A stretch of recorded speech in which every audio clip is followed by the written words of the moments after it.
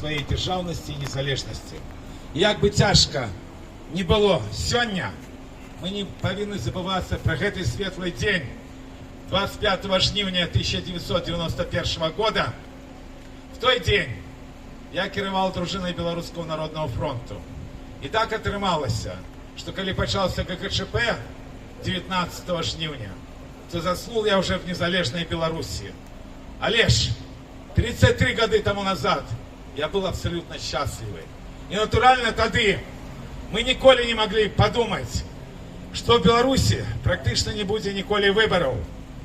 Были только президентские, когда перла уже Москва, когда отражалась империя, и когда праз гэтые первые достатково вольные президентские выборы праз пачвару Лукашенко до влады пришло среднее ніжэйшае звено советских спецслужбов, былых советских спецслужбов.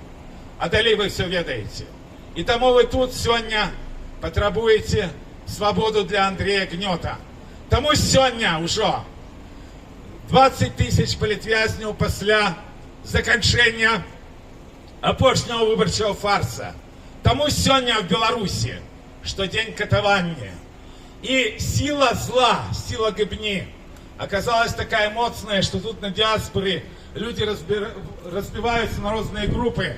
Яким чином можно признать ці улагодзіць тых пачвараў, якія штодзень выконваюць московскую миссию по знішчэнню белорусского народа. 33 года тому назад мы этого не ведали. Мы ведали іншае, что прыйдзе все-таки час, калі белорусский народ будет обирать уладу. Тое право, яке наш народ позбавленный с 96 года. И день 25 жнивня 1991 года это вельми важная приступка до воли.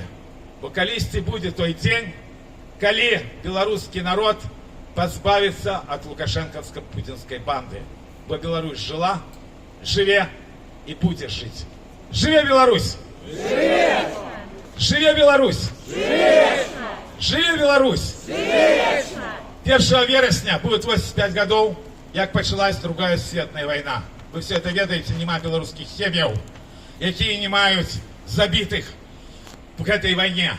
Запрашаю 1 вересня в неделю о 16 године до могилы Станислава Булак-Балаховича на войсковых могилках, каб разом ушановать героев и ахвяраў другой сусветной войны.